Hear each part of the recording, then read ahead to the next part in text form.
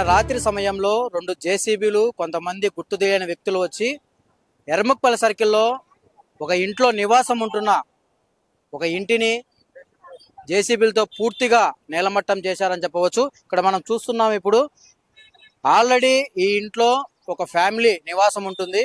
ఇక్కడ మనం చూసుకున్నట్లయితే జేసీబీలతో రాత్రి పూర్తి స్థాయిలో వాళ్ళ ఇంట్లో ఉండే సమయంలోనే పూర్తి స్థాయిలో కూల్చేశారని చెప్పి వాళ్ళు చెప్తున్నారు. ఇక్కడ మనం చూసినట్టయితే లోపల కుటుంబంలో మొత్తం ఒక నివాసం ఉంటే ఏమేమి వస్తువులు ఉంటాయో ఇక్కడ మనం అన్ని పూర్తి స్థాయిలో ఇక్కడ మొత్తం కూల్చేశారు. మనం ఇక్కడ కొంతమంది వాళ్ళు ఇంట్లో నివాసం ఉంటున్న కొంతమంది బాధితులు ఉన్నారు. అసలు ఏం జరిగింది అనే విషయం వారిని అడిగి మన విషయం తీసుకున్నాం. అమ్మ, అసలు ఏం జరిగింది? అన్న, నైట్ 11:30-12 మధ్యలో సుమారు ఒక 100 మంది 2 జేసీబీలతో వచ్చి మా ఇండ్ల మీద అయితే దాడి చేసినారు. కనీసం మేము మాట్లాడే టైం కూడా ఇవ్వలేదు. 100 మంది తాగి వచ్చిన్నారు. అంతా మగవాళ్ళేను. మా మీద చేయి చేసుకోపోయినారు. అలాగే మా మెల్లో ఉన్న మంగళసూత్రాలతో కూడా లాక్కపోయినారన్న. మా అయితే చాలా అన్యాయంగా ప్రవర్తించినారు. ఎందుకనే లోపే అసలు 10-15 నిమిషాల్లోనే అంతా చేసేసుకుని ఎవరి పాటికి వాళ్ళు వెళ్ళిపోయినారు. మేమైతే పోలీసు వాళ్ళకి కూడా ఇన్ఫర్మేషన్ అయితే ఇచ్చినాం. వాళ్ళంతా అయిపోయినాక వచ్చినారు. 3 అయితే పట్టుకున్నారంట, కానీ వాళ్ళని కూడా వదిలేసినారు.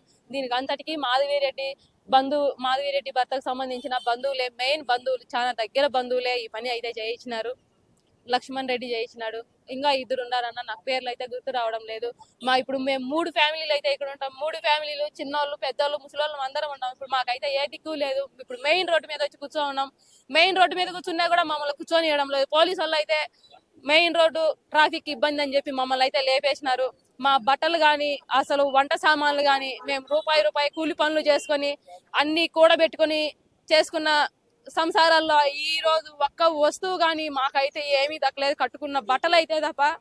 దయించి పెద్దవాళ్ళు దీంట్లో యాక్షన్ తీసుకొని మాకైతే న్యాయం చేయాలండి. మా స్థలాన్ని మాకు ఇప్పించండి. అలాగే ఇంత చేసిన వాళ్ళని మీద కూడా కొంచెం న్యాయం అయితే వాళ్ళని పట్టుకొని మాకైతే నష్టపరిహారం అయితే ఇప్పించండి. దయచేసి మా స్థలం గురించి మళ్ళీ ఎవరు ఏ ఇబ్బంది పెట్టకుండా మమ్మల్ని అయితే చూడండి. కొంచెం వాళ్ళ అధికారంలో ఉన్నారు కాబట్టి, వాళ్ళంతా బంధువులు కాబట్టి, వాళ్ళ అధికారంలో ఉన్నందువల్ల మేము దళిత హిందువులం కాబట్టి మా స్థలాన్ని దళితులం అని నిర్దాక్షిణ్యంగా ఈ విధంగా అయితే చేసినారు. ఈ మీడియాలో చూస్తున్న వాళ్ళు 2-3 రోజులు మళ్ళా ఇది వదిలేసి మళ్ళా 3వ రోజు మామూలు చేయకుండా దయచేసి మా ఇల్లు మాకు ఇప్పించండి. మాకు ఇది తప్ప వేరే మార్గం అయితే లేదు. మాకు 1 రోజు 2 రోజులు మేము కూడా చూస్తామండి. లేదు 3వ రోజు రోడ్డు మీదే ఇంకా పడుకుంటాము. ఈ రోజు అయితే కూర్చున్నాం. పోలీసు వాళ్ళు అయితే మమ్మల్ని లేపేశారు. రేపైతే కలెక్టరేట్ వద్దకు అయితే తప్పకుండా వెళ్తాం. మాకు ఈ సమస్య తీరే వరకు పోరాటం చేస్తానే ఉంటాం. దయించి మమ్మల్ని కొంచెం దృష్టిలో పెట్టుకొని, ఈ తరం నాటి ఇల్లు అయితే కాదు, సుమారు 100 సంవత్సరాలు చరిత్ర అయితే ఇంటికి ఉందండి. సుమారు మా పెద్దవాళ్ళ నుంచి ఇక్కడే ఉన్నాము. చిన్న పిల్లలను, మా పిల్లోడు అయితే 10వ తరగతి చదువుతున్నాడు. కనీసం బుక్కులు కూడా లేవు. రేపు మార్చికంతా ఎగ్జామ్స్ ఉన్నాయి. చదువుకునే పరిస్థితి కూడా లేదు. అసలు తినేదానికి కూడా పొద్దుటి నుంచి మేమైతే ఇక్కడే ఉన్నామండి. కనీసం మేము మొహాలు కూడా కడుక్కోకుండా ఈడే కూర్చొని ఉన్నాం. ఆడోళ్ళని కూడా చూడలేదు. మెల్ల తాలుబొళ్ళతో కూడా లాక్కపోయినారు. దయించి దీని మీద యాక్షన్ తీసుకొని మాకు న్యాయం అయితే చేయండి. అంటే అమ్మా, ఇంత దారుణంగా బిహేవ్ చేయడానికి ఏంటి కారణం ఏంటి అసలు? కారణము దీన్ని గతంలో కొంచెం మేమైతే కుదవ పెట్టినామన్నా. నాకు కరెక్ట్ అమౌంట్ అయితే తెలియదు, కానీ ఒక 20 లక్షల లోపే కుదవ పెట్టినాం.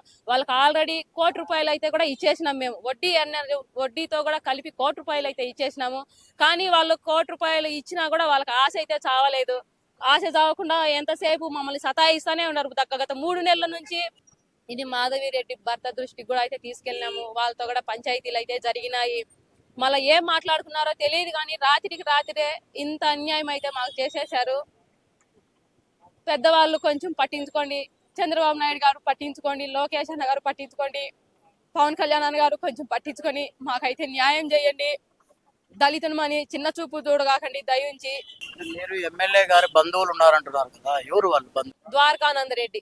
ఈ 3 మెయిన్ అన్న. వీళ్ళు 3 మెయిన్ వాసు అన్న బంధువులు అని చెప్తున్నారు. వీళ్ళ మీద కొంచెం యాక్షన్ తీసుకొని మాకు న్యాయం అయితే చేయండి. ఇప్పటికైతే మేము రోడ్డు మీదే ఉన్నాం. ఇంకా రేపు కూడా మేము రోడ్ల మీదే కూర్చోవాల్సి వస్తుంది, పనుకోవాల్సి వస్తుంది.